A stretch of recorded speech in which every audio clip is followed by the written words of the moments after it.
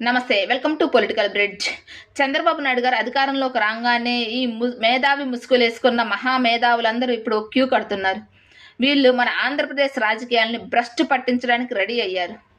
మీలో ఎంతమందికి ప్రొఫెసర్ నాగేశ్వరరావు గారి విశ్లేషణలు సహేతుకంగా ఉంటాయి? న్యూట్రల్ ముసుగులో ఈయన ఏ పార్టీకి వత్తాసు పలుకుతారో అందరికీ తెలిసిందే. చంద్రబాబు నాయుడు గారు ఏం చేసినా ఆ పనిలో లోపాన్ని వెతికి మరి చంద్రబాబు నాయుడు గారి మీద విమర్శలు చేసి విశ్లేషణలు చేస్తూ ఉంటారు.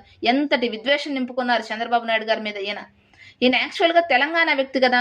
తెలంగాణ రాజకీయాల గురించి చాలా తక్కువ 10% మాట్లాడతారు. మిగతా అదంతా 90% ఆంధ్రప్రదేశ్ రాజకీయాల గురించే విశ్లేషణలు చేస్తూ ఉంటారు. ఇదే విధంగా తెలంగాణలో చేస్తే రేవంత్ రెడ్డి గారు తోలు తీస్తారు. అందుకనే ఆ చంద్రబాబు నాయుడు గారు అయితే ఏం చేయరు అనే ధైర్యంతో మన ఆంధ్రప్రదేశ్ రాజకీయాల గురించి విశ్లేషణలు చేస్తూ ఉంటారు. ఒక పార్టీకి వత్తాసు పలుకుతూ న్యూట్రల్ ముసుగు వేసుకుంటారు. పార్టీలో జాయిన్ అవ్వచ్చు కదా. ఇప్పుడు ఎవరికి నచ్చిన పార్టీలో వాళ్ళు జాయిన్ అవ్వచ్చు. ఈయన్ని ఎవరొద్దన్నారు? న్యూట్రల్ ముసుగు నేను మేధావి అని చెప్పేసి ఒక పార్టీకి వత్తాసు పలికి మాట్లాడడం కరెక్ట్ కాదు. దీన్నే వ్యతిరేకించింది.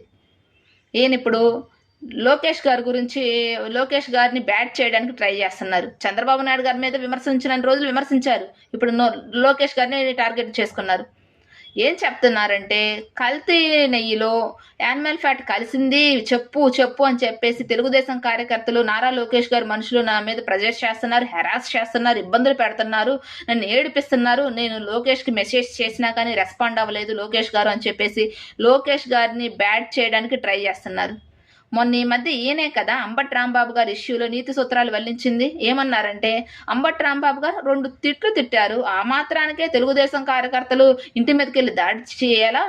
చట్టాన్ని చేతిలోకి తీసుకోవాలి తెలుగుదేశం కార్యకర్తలు. దానికంటూ ఒక ప్రాసెస్ ఉంటుంది కదా. పోలీసులు వచ్చి కేసు ఫైల్ చేయాలి, పోలీస్ స్టేషన్కి తీసుకెళ్లి విచారించాలి. అంతేకాని తెలుగుదేశం కార్యకర్తలు ఎవరు?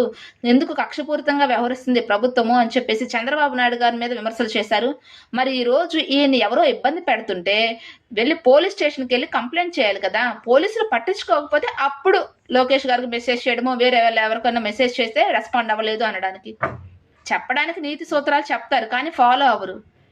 ఈయన మీద అంట యానిమల్ ఫ్యాట్ కలిసింది అని చెప్పేసి ఈయన మీద ప్రెజర్ చేస్తున్నారంట కదా.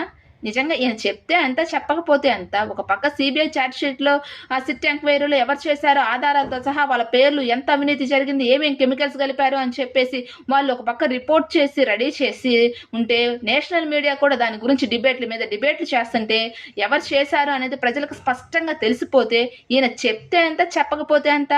ఇప్పుడు వచ్చి ఈ కల్తీ నెయ్యి టాపిక్ డైవర్ట్ అవ్వడానికి, లోకేష్ గారిని బ్యాట్ చేయడానికి, లోకేష్ గారిని నెగిటివ్గా ప్రొజెక్ట్ చేయడానికి ట్రై చేస్తున్నారు ఈయన.